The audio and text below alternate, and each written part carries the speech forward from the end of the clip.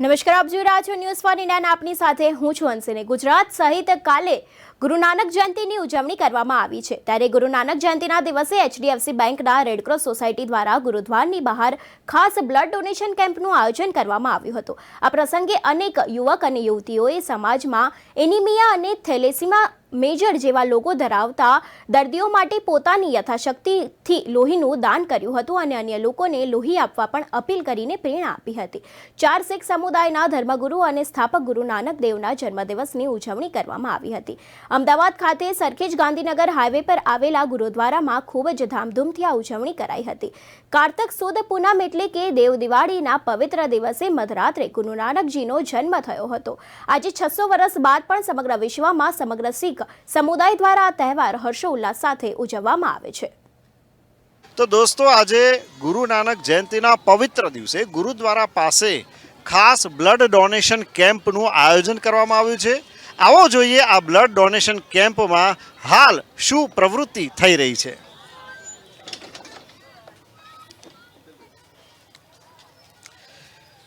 તો અહીંયા આપણે જોઈ શકીએ છીએ, હું કેમેરામેનને કહીશ રાજુભાઈ ઉપર આવે, અને આ બે જે મિત્રો છે, બે યંગસ્ટર છે, તે લોકો બ્લડ આપવા માટે અહીંયા ખાસ અહીંયા જે છે એ લોકોની એક જે સ્લેન્ટિંગ પોઝિશન છે એમાં સૂઈ ગયેલા છે અને એ લોકો બ્લડ આપી રહ્યા છે.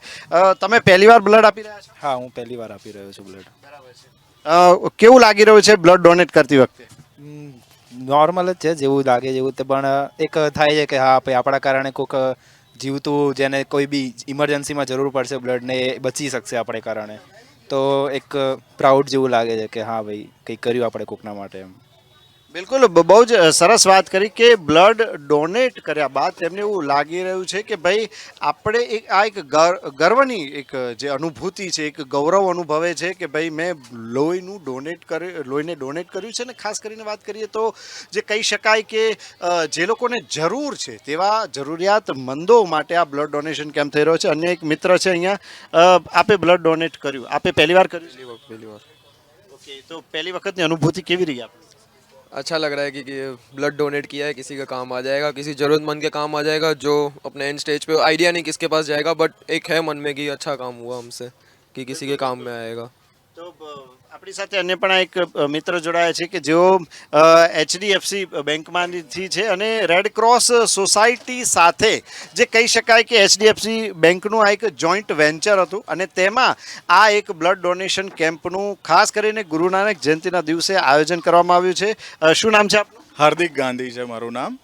એટલે અમે એવરી યર અહીંયા જ્યારે બી આ જયંતિ હોય ગુરુ નાનક જયંતિ, ત્યારે એમની સાથે રહીને અમે લોકો એવરી યર આ બ્લડ ડોનેશન કેમ્પ કરીએ છીએ અને અહીંયા રિસ્પોન્સ પણ સારો મળે છે, હે ને. અને એચડીએફસી બેંકની વાત કરું તો અમે લોકો 2007થી આ એક્ટિવિટી કરીએ છીએ અને એવરી યર મતલબ અમે પહેલાં અમારી બ્રાન્ચમાં હતું, પછી કોર્પોરેટને ઇન્વોલ્વ કર્યા, પછી કોલેજીસ, ડિફેન્સ, એટલે બધાની સાથે અમે ટાઈઅપ કરીને અમે આ એક્ટિવિટી કરીએ છીએ. અને ઇન્ડિયન રેડક્રોસ જોડે કરવાનું મેઇન રીઝન એ છે કે એ લોકોએ ઓલમોસ્ટ 1100+ થેલેસીમિયાના બાળકોને દત્તક લીધેલા છે, જેમને એ લોકો જ્યારે બી જરૂર હોય ફ્રી ઓફ કોસ્ટ બ્લડ આપીએ છીએ. એટલે અમે એમની સાથે આ એક્ટિવિટીમાં ઇન્વોલ્વ રહ્યા છે. આ આશરે કેટલા વર્ષથી આ પ્રવૃત્તિ ચાલતી હશે ગાંધી સાહેબ? એટલે અમે લોકોએ 2007થી ચાલુ કર્યું છે આ એક્ટિવિટી બ્લડ ડોનેશન કેમ્પની. અને એ ઇન્ડિયન રેડક્રોસ તો આપ જાણો જ છો કે વર્ષોથી જ્યારે જરૂરિયાતમંદોને જ્યારે બી જરૂર પડે છે ત્યારે બ્લડ પૂરું પાડે છે. બિલકુલ, તો આ હતા એચડીએફસીના ગાંધી સાહેબ કે જેમણે જે કહી શકાય કે રેડ ક્રોસ સોસાયટી સાથે એચડીએફસી બેંકનું આ એક ટાઈપ થયેલું છે અને બ્લડ ડોનેટ કરી રહ્યા છે. અહીંયા અન્ય એક મિત્ર પણ બ્લડ આપી રહ્યા છે. આપણને દેખાઈ રહ્યું છે કે અત્યારે એમને બ્લડ ડોનેશનની જે પ્રક્રિયા છે તે હાલ ચાલી રહી છે. તેમના હાથમાં સ્પોન્જી બોલ છે જેને તેમણે વારે વાર દબાવતા રહેવાનું હોય છે. આવું એક ઇન્સ્ટ્રક્શન આપવામાં આવે છે. શું નામ છે આપનું? તરંગ પટેલ. ધરમભાઈ, આપ પહેલી વાર બ્લડ ડોનેટ કરી રહ્યા છો? હા, ના, અમારું બીજું યા ત્રીજી વાર ડોનેશન છે. આપે 2 થી 3 વાર બ્લડ ડોનેટ કર્યું છે. કેવું લાગે છે આપને? બહુ જ સારું લાગે છે. હું છેલ્લા 1.5 વર્ષથી દર 6 મહિને બ્લડ ડોનેટ કરું છું અને મને બહુ આમ પ્રાઉડ ફીલ થાય છે કે હું મારું બ્લડ કોઈકના માટે યુઝ થાય છે અને કોઈક જરૂરિયાતમંદને એનું બ્લડનો ઉપયોગ કરે છે. અચ્છા, બ્લડ ડોનેટ કર્યા બાદ જો વાત કરીએ તો કેવા પ્રકારની કાળજી તમને લેવાનું કહેવામાં આવે છે? બ્લડ ડોનેટ કર્યા પછી એટલીસ્ટ 15 થી 20 મિનિટ મને બેસાડી રાખવાનું કહે છે, અને પછી થોડીક વાર સુધી આમ રેસ્ટ કરો અને ચક્કર ને એવું ના આવે એની કાળજી રાખવાનું કીધું છે. અને ડ્રાઇવિંગ થોડું બને તો ટાળવાનું કીધું છે. એવું દર વખતે મને ઇન્સ્ટ્રક્શન આપવામાં આવે છે. મેં 2 વાર ત્યાં 3 વાર કર્યું છે એટલી વારમાં. તો ધરમભાઈ સાથે વાત કરીએ, આપણે રેડ ક્રોસ સોસાયટીના જે મેમ્બર છે તેમની સાથે વાત કરીએ. શું નામ છે આપનું? અલ્પેશ રેડ ક્રોસમાંથી છું, નર્સિંગ ઓફિસરમાં. મારી રેડ ક્રોસમાં નર્સિંગ ઓફિસરની પોસ્ટ છે.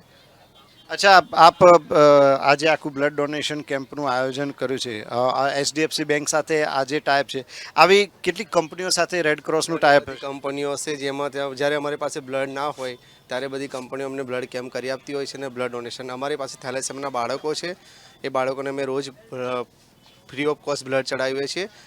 15 થી 20 બાળકો ત્યાં અમારા સેન્ટર પર આવે છે, એમને ફૂલ ટ્રાન્સફ્યુઝન બધું કરીને અમે આપીએ છીએ, પીડિયાટિશિયન અને નર્સિંગની નિગરાણીની અંદર, નર્સિંગ સ્ટાફની નિગરાણીની અંદર.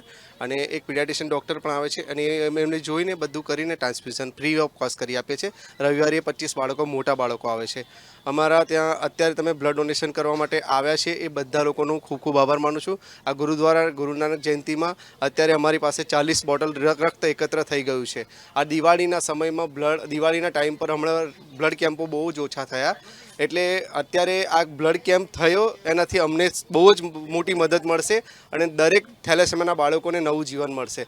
તમારા એક રક્તથી 3 જણનું જીવન બચે છે. હું સૌ લોકોને અપીલ કરું છું કે તમે રક્તદાન કરો અને સૌનું જીવન બચાવો. તમારા એક રક્તથી 3 જણનું જીવન બચશે. આભાર.